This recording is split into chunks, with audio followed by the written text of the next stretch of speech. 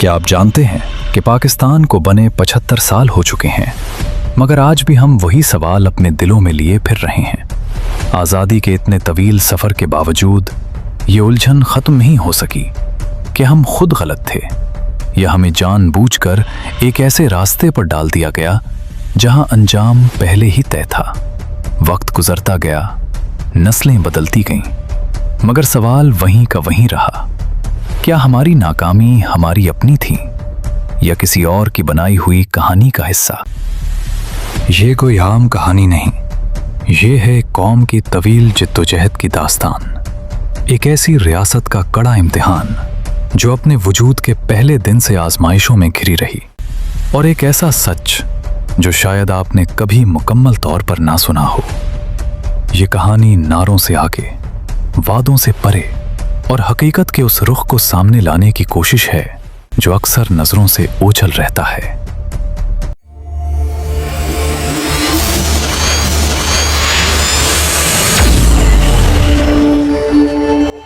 आप देख रहे हैं सियासी गुफ्तगू, जहां सवाल भी हैं, तारीख भी।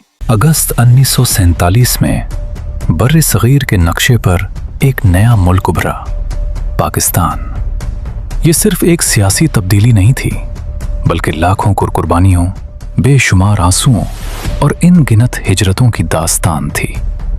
लोगों ने अपने घर, अपनी ज़मीनें और अपनी यादें छोड़ दी, सिर्फ इस उम्मीद पर कि अब वो आज़ाद होंगे, अब उनकी अपनी पहचान होगी और अब वो एक ऐसी रियासत में सांस लेंगे जो उनकी अपनी हो। आज़ादी अपने साथ एक बाहरी जिम्मेदारी भी लाती है, रियासत को संभालने की, निज़ाम कायम करने की और उस ख्वाब को हकीकत में बदलने की जिसके लिए इतनी कुर्बानियां दी गई थीं।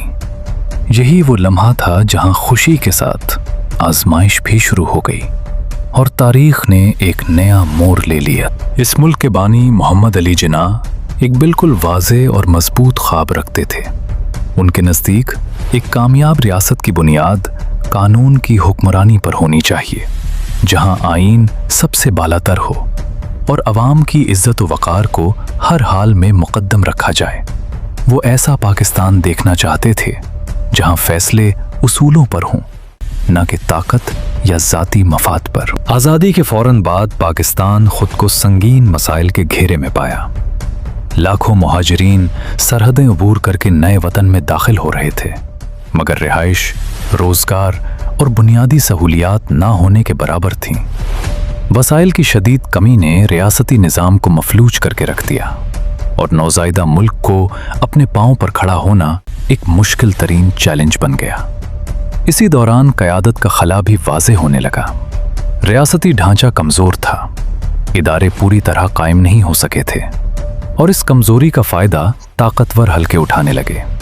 यूं रफ्ता रफ्ता ताकत का तवाज़ुन अवाम से हटकर मखसूस ग्रोहों की तरफ मुंतकिल होने लगा और वो बुनियादें रखती गईं जिनके असरात आज तक महसूस किए जाते हैं। 1958 वो साल था जब पहली बार जमहूरियत का सफ़र ज़बरदस्ती रोक दिया गया और फैसले अवाम के वोट के बजाय बंदूक की ताकत से होने लगे। ये तारीख़ का वो मोड़ था जहां इख्तियार अवाम के हाथों से फिसलकर ताकतवर हलकों के पास चला गया और कौम महज तमाशाई बनकर रह गई। इसी लम्हे से ताकत आगे बढ़ती गई और अवाम पीछे रहते चले गए और रियासत एक ऐसे रास्ते पर डाल दी गई जिसके असरात आने वाली दहाइयों तक महसूस किए गए। 1971 जब पाकिस्तान टूट गया, ये सिर्फ ज़मीन का नुकसान नहीं था, ये निज़ाम की शिकस्त थी और क़यादत की नाकामी। कभी इलेक्शन, कभी मार्शल लॉ, कभी अवाम की हुकूमत, कभी पसे पर्दा ताकत। पाकिस्तान एक दायरे में घूमता रहा और अवाम इंतज़ार करते रहे। वक्त बदला, कैमरा हर हाथ में आ गया और आवाज़ हर ज़बान पर। अवाम बोलने लगे, सवाल उठने लगे और ताकत को जवाब देना पड़ा। फिर एक नारा आया, तब्दीली। एक नई उम्मीद के साथ इमरान खान।